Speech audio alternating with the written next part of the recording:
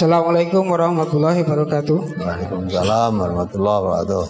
Perkenalkan saya Pak Ustadz dari cabang dari perwakilan Klaten cabang Jogonalan. Oh ya. Nama saya Bapak Pardiono.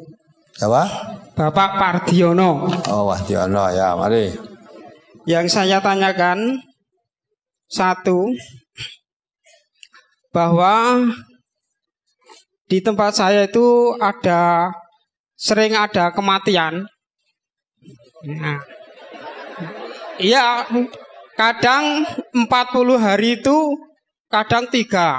Dulu itu pernah. Nah, mayatnya itu tidak diujurkan ke utara, dibalik, dan supaya besok nggak ada kematian lagi gitu. Itu bagaimana? Terus yang kedua, memandikan jenazah itu di tempat saya itu kadang di dalam airnya itu dikasih kembang di dalamnya itu, terus dikasih uang 500 kadang di dalamnya itu.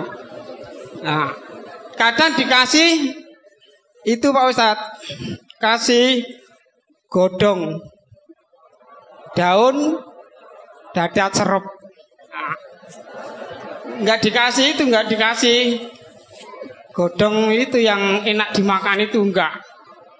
Nah, itu bagaimana? Apakah ada tuntunannya? Karena di Indonesia tidak ada daun bidara. Terus selanjutnya,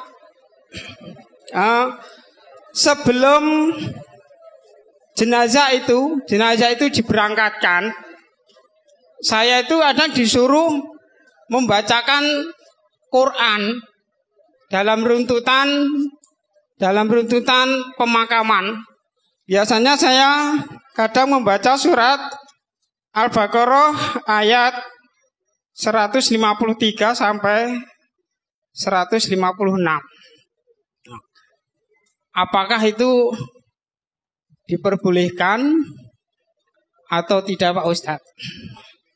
Terus selanjutnya minta doanya, karena saya mempunyai orang tua 2 itu jumbo semua. Kadang sholatnya lupa, kadang sholatnya itu sambil duduk takyamun, berdiri aja tidak bisa. Itu ibu saya. Bapak saya juga begitu. Tapi bapak saya itu keyakinannya kejawen itu kuat. Disuruh sholat nggak mau. Malah saya dulu pernah ngaji, habis ngaji itu tidak dikasih pintu, ditutup, suruh tidur di luar. Pernah itu Pak Ustadz. Nah, dia itu meyakini bahwa masih mempunyai jimat Roro Kidul. Ya, batunya dulu pernah Pak Ustadz. Batunya itu waktu dia itu sakit, katanya orang sepuh, batunya suruh ngabuh. Itu dari Nyai Roro Kidul yang dapat dari Parangtritis gitu katanya. Nah, saya cari batunya, saya buang ke sungai sama dompet-dompetnya, nggak saya bawa ke sini. Tapi nah, katanya enggak. Sekarang masih 1. Dompetnya dibuang, duitnya dijiko. Yang ngambil yang anak kecil-kecil itu untuk jajan. Kalau dulu ya untuk beli minyak tanah. Nah, udah begitu Pak Ustadz, dari saya. Bila ada kesalahan minta maaf. Assalamualaikum warahmatullahi wabarakatuh. Waalaikumsalam warahmatullahi wabarakatuh. Ya baik, mayit dikubur madep diujurkan ke selatan supaya tidak ada orang mati lagi. Lah setelah mulai dikuburkan mujur ke selatan tuh masih ada orang mati nggak? Masih ada. Nah, besok lagi diujurke ngetan genti. Nek jane wong mati diujurke ngulon. Lah kok sing mati terus ora usah dijurke. Jadi nggak ada hubungannya mujurnya orang mati dikubur itu nggak ada hubungannya dengan orang yang hidup mengakibatkan mati.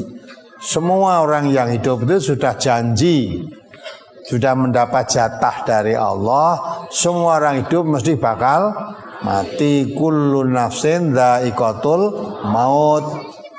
Semua orang yang hidup pasti mati. Tidak ada orang hidup akan hidup terus, nggak ada. Mesti mati. Nah semua orang mati itu bagiannya satu-satu. Tidak boleh ditukar. Aku rong mentasi, weh disio ya. Ijolan aku tak jatah sing keri. Tidak bisa itu. La yastakhiruna sa'atan wala yastakdimun. Idza jaa ajaluhum la yastakhiruna sa'atan wala yastakdimun. Udah saatnya ajal itu sampai, tidak bisa maju, nggak bisa mundur sedikit pun nggak bisa. Ya, tidak bisa. Jadi perkara mati tidak ada kaitannya dengan orang mati dikubur mujur kemana aja, tetap orang hidup mesti bakal mati. Tidak bisa dirubah itu. Malah mempunyai keyakinan kalau orang yang mati dikuburnya tidak ke arah utara ke selatan nanti, nah, akibatnya tidak ada orang mati lagi, itu malah syirik itu. Perbuatan syirik seolah-olah yang menentukan mati di hidup tuh orang yang mati mujure dikubur tadi, jadi syirik gitu. Ya itu tidak boleh itu. Tidak ada aturan dalam Islam. Kemudian air untuk mandikan mayat dikasih kembang, uang, daun, dadap serep. Orang dikai lateng baik. Tahu daun lateng? Baiknya tahu kasih daun lateng. Nek dikasih daun lateng didusi, mayite jisa ukur-ukur berarti urung mati. Jisa gatelen berarti urung mati, rasita didusi itu loh. Nah itu semua tanya apa maksudnya dikasih daun itu, maksudnya apa ya? Nah, kalau mempunyai maksud seolah-olah ya ada aturan syariat tersendiri yang tidak dituntunkan dalam Islam ya tidak boleh itu. Yang tidak boleh keyakinan-keyakinannya tadi loh. Ya. Nek kasih dadap serep itu setahu saya dulu nek bocah cilik panas itu loh. Panas terus silai dikasih dadap serep. Kalau itu masuk akal, katanya bisa untuk nyirep mengurangi panas betul mengurangi panas. Nek cara umum ya ora nganggo dadap serep, nganggo dikompres itu loh. Ya. Kain atau kacu dibasahi karena pasnya tempel ke nggon sirai sing panas itu tempel iki rada lah itu malah masuk akal itu. Ngurangi panas. Nah maka tadi dokter itu kasih daun apa silahkan saja. Nah kasih kembang itu mungkin kepingin supaya baunya wangi, tidak apa-apa kalau ya. Jadi mungkin baunya kok kurang enak, sudah kayak kembangnya jadi air diciduk disiramin baunya wangi itu tidak masalah itu. Boleh itu, artinya tidak salah. Tapi kalau ada keyakinan yang lain dengan itu, lah itu yang tidak dibenarkan. Kalau sekedar menghilangkan bau yang tidak enak supaya baunya bau kembang, bau wangi, boleh, tidak masalah. Ya. Sebelum mayat diberangkatkan, dibacakan ayat Quran. Itu untuk apa? Quran itu untuk siapa? Ya? Orang hidup, orang mati. Nah. Ya, dalam surat Yasin itu ada kalimat liyungdira mangkana hayan. Jadi untuk beri peringatan pada orang yang keadaannya itu hidup. Kalau sudah mati kamu bacakan Quran, kamu bacakan Yasin, kamu bacakan surah krungu. Ya, tidak bisa dengar. Maka Quran itu untuk orang hidup. Nah, maka ketika masih hidup supaya memperbanyak membaca Al-Quran. Al-Quran itu setiap dibaca satu huruf nilainya 10 kebaikan. Kamu membaca alif lam mim, alif satu huruf, lam satu huruf, mim tiap huruf. Alif lam mim itu sudah dapat 30 kebaikan. Kamu baca 1 juz berapa kebaikan yang didapat? Itu untuk orang hidup. Kalau orang mati dibacakan nggak dapat kebaikan dari bacaan Quran itu, ya nggak dapat apa-apa. Nah, kalau akan mati malah dianjurkan. Orang akan mati itu dianjurkan bukan baca Quran tapi membaca tahlil. Ya, laqinu mautakum bila ilaha illallah. Kalau ada orang sekaratul maut supaya dibacakan tahlil. La ilaha illallah dituntun. Ya, gantian begitu supaya dia bisa membaca, menirukan kalimat la ilaha illallah. Itu ada tujuannya, ada hikmahnya. Nabi mengatakan mangkana akhiru kalamihi la ilaha illallah dakhalal jannah. Siapa yang akhir ucapannya setelah membaca la ilaha illallah terus mati, dia masuk surga. Ya. Jadi la ilaha illallah supaya membaca, orang yang akan mati membaca la ilaha illallah. Kalau ucapan la ilaha illallah terakhir kalimat itu terus mati, dia masuk surga. Ya. Jadi mau diwacake la ilaha illallah nek wis mati dia sudah tidak bisa menirukan. Tidak bisa menirukan. Dengan harapan supaya menirukan kalimat yang terakhir mudah-mudahan membaca la ilaha illallah. Itu ada harapan kalau kamu la ilaha illallah terus tidak ada kalimat-kalimat lain kecuali itu terus mati masuk surga. Ada harapan. Nah, kemudian mohon doanya untuk kedua orang tua yang sudah jumbo pikun ya. Ya. Kalau sudah pikun, sholatnya sok lali, sok sholat, sok tidak. Kalau sholat kadang-kadang tidak tutup, ya mesti 4 rakaat, baru 2 rakaat sudah salam.